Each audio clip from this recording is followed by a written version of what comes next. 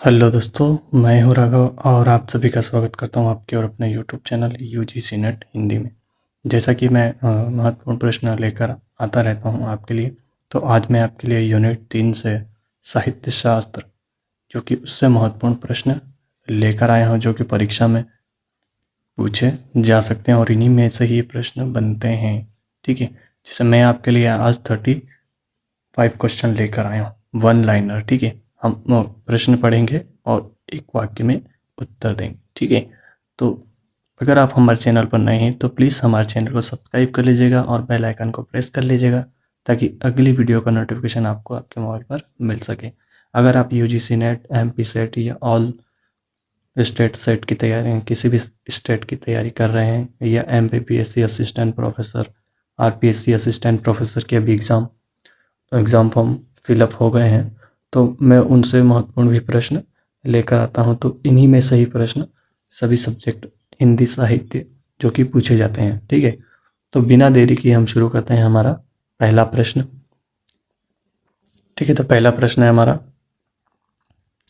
कवित्व बीज प्रतिभानम कवितस्य बीजम, यह कथन किस कवि का है? ठीक है, तो यह कथन है वामन का। किसका है? वामन का। ठीक है, अगला क्वेश्चन हम देख लेते हैं, कवि को काव्य संसार का प्रजापति किसने कहा है?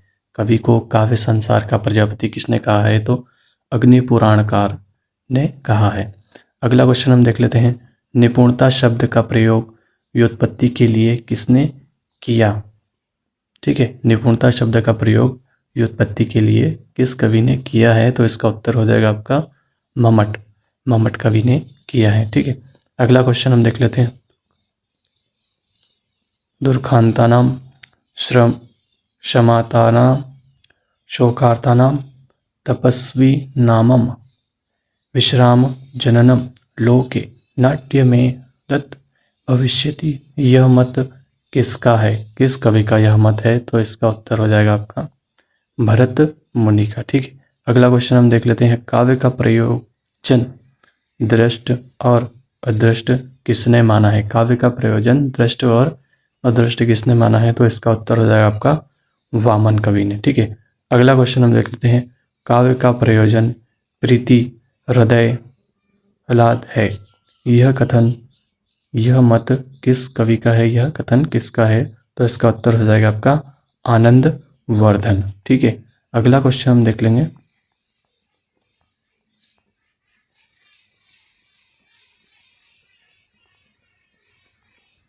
अगला प्रश्न हम देखते हैं, पंडित विश्वनाथ के काव्य का क्या प्रयोजन माना था?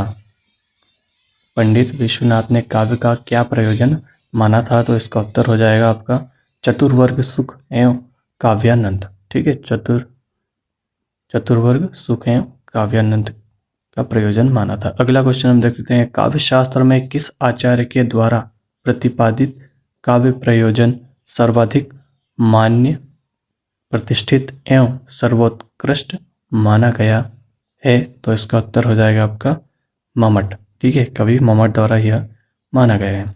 अगला क्वेश्चन हम देख लेते हैं, मम्मट द्वारा प्रतिपादित 6 काव्य प्रयोजनों में शिवेतर यक्षते क्या अभिप्राय है? शिवेतर यक्षते का क्या अभिप्राय है? तो लोकहित, इसका अभिप्राय है लोकहित अर्थ।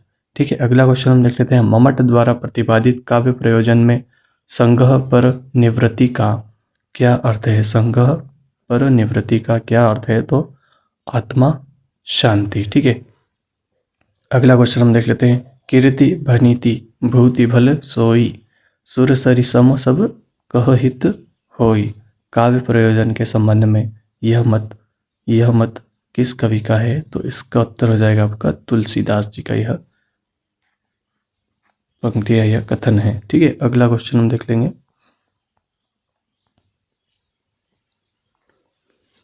अगला प्रश्न हम देख लेते हैं, केवल मनोरंजन न कवि का कर्म होना चाहिए, उसमें उसमें उचित उपदेश का भी मर्म होना चाहिए, यह कथन किस कवि का है? तो इसका उत्तर हो जाएगा आपका मैथिली शरण गुप्त कवि का यह कथन है। अगला क्वेश्चन हम देख लेते हैं, साहित्य का प्रयोजन आत्मानुभूति है, यह मत किसका है? यह मत किसका है? तो नंद दुलारे वाजपेयी का यह मत है। ठीक है, अगला क्वेश्चन हम देख लेते हैं। साहित्य का प्रयोजन मानव हित किसने माना है? मानव हित किसने माना है? तो हजारी प्रसाद द्विवेदी ने माना है। अगला क्वेश्चन हम देख लेते हैं। संघ पर निवृत्ति प्रयोजन है, तो इसका उत्तर हो जाएगा आपका कविनिष्ठ एवं भावकनिष्ठ। कविनिष्ठ एवं भावकनिष्ठ। ठीक है, अगला क्वेश्चन हम देख लेते हैं।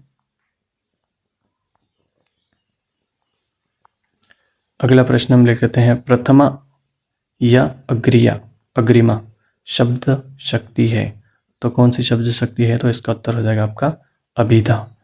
ठीक है, अगला क्वेश्चन हम लिख लेते हैं। जिस प्रकार शरीर को सभी अवयवों में सर्वप्रथम मुख दिखाई पड़ता है, उसी प्रकार सभी प्रकार के अर्थों में सबसे पहले अभिधा का ही बोध होता है। यह मत किस कवि का है? तो इसका उत्तर हो जाएगा आपका मुकुल भट्ट।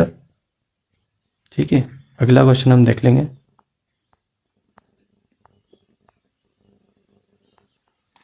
ठीक है दोस्तों, देखो वन लाइनर क्वेश्चन लाने का कारण ये है कि वन लाइनर क्वेश्चन अधिकतर अभी जो यूजीसी नेट या एमपी सेट में है, तो उनमें से ही प्रश्न पूछे जाते हैं। तो मैं आपके लिए केवल वन लाइनर क्वेश्चन लाया हूँ। अगर आपको वीडियो अच्छा लगे तो प्लीज़ लाइक और हमारे चैनल को सब्सक्राइब कर लीजिएगा। बिना देरी के हम शुरू करते हैं अगला प्रश्न। ठीक है, तो अभिधा अगला प्रश्न हम देख लेते हैं।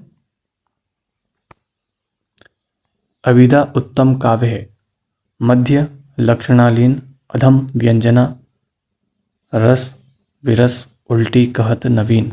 यह कथन किसका है? तो इसका उत्तर हो जाएगा आपका देव कवि का यह कथन है। अगला क्वेश्चन हम देख लेते हैं। अभिधा शब्द शक्ति द्वारा कितने प्रकार के शब्दों का अर्थबोध होता है? कितने प्रकार के शब्दों का अर्थबोध होता है? तो कितने प्रकार के?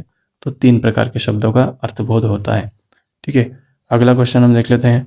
मुख्यार्थ का बोध होने पर रूढ़ि अथवा प्रयोजन के कारण मुख्यार्थ से संबंधित लक्ष्यार्थ का बोध कराने वाली शब्द शक्ति लक्षणा है। यह परिभाषा किसके द्वारा दी गई है? तो यह परिभाषा किसकी है? तो मम्मट कवि द्वारा परिभाषा दी गई है। ठीक है, अगला क्वेश्चन में लिखते हैं। उपादान लक्षणा में उपादान का क्या अर्थ है? उपादान का क्या अर्थ है? तो लेना। उपादान का क्या अर्थ है? तो लेना। अगला क्वेश्चन हम देख लेते हैं। अजहित स्वार्था, जिसका अर्थ जिसने अपना अर्थ नहीं छोड़ दिया है, किस लक्षणा को कहते हैं? किस लक्षणा को कहते हैं? तो इसका उत्तर हो जाएगा आपका उपादान लक्षणा। ठीक है, अगला क्वेश्चन हम देख लेंगे।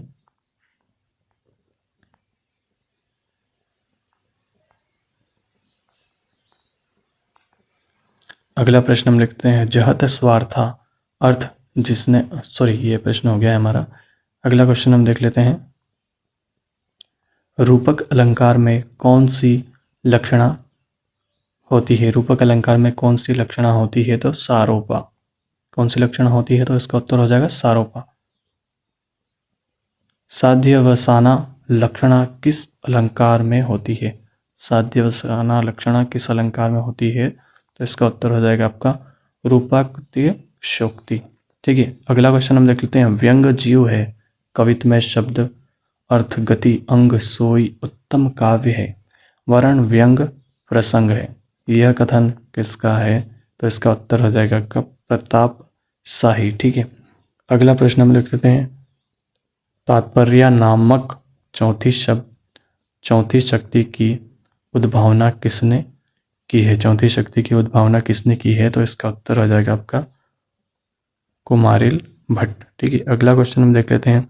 गुण के प्रतिष्ठापक कौन माने जाते हैं? तो इसका उत्तर हो जाएगा आपका वामन। ठीक है, अगला क्वेश्चन हम देख लेंगे।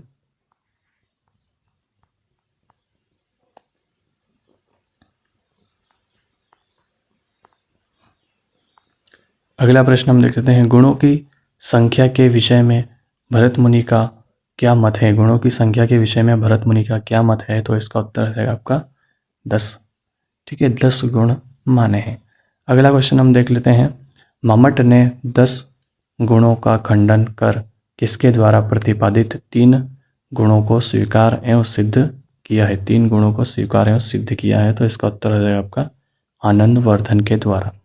ठीक है, अगला क्वेश्चन हम देख लेते हैं, श्रुति मधुरता माधुर्य गुण के विषय में किसका कथन है? तो भरत मुनि का कथन है। ठीक है, अगला क्वेश्चन हम देख लेते हैं, माधुर्य गुण के व्यंजन है, माधुर्य गुण के व्यंजन है तो सभी वर्णाक्षर ट वर्ण को छोड़कर, संयुक्त अक्षर एवं समास का अभाव, लघु र और ण। ठीक है, अगला क्वेश्चन हम देख लेते हैं, समास युक्त पदों की बहुलता ओज गुण है, यह कथन किस कवि का है? तो इसका उत्तर हो जाएगा आपका दंडी कवि का है। अगला क्वेश्चन हम देख लेते हैं, ट वर्ग संयुक्ताक्षरों का आधिक्य, रेफ का अधिक प्रयोग किस गुण का व्यंजक है? तो इसका उत्तर हो जाएगा आपका ओज गुण का व्यंजक है। ठीक है, तो यह थे 34 क्वेश्चन जो कि मैं आपके लिए यूनिट 3 से लेकर आया हूँ, और इन्हीं में से ही प्रश्न बनते हैं और इन्हीं में से ही प्रश्न पूछे जा सकते हैं, क्योंकि वन लाइनर के क्वेश्चन आजकल क्या है कि पूछे ही जाएंगे। अधिकतर आपके वन लाइनर के क्वेश्चन 10 या 15 प्रश्न तो पूछे ही जाते हैं यूजीसी नेट या एमपी सेट में अधिकतर। ठीक है, तो मैं आपके लिए वन लाइनर क्वेश्चन लेकर आया हूँ, और भी आगे वीडियो ऐसी अच्छी वीडियो लेकर आता रहूँगा। तब तक के लिए मिलते हैं अगली वीडियो में। धन्यवाद, नमस्कार।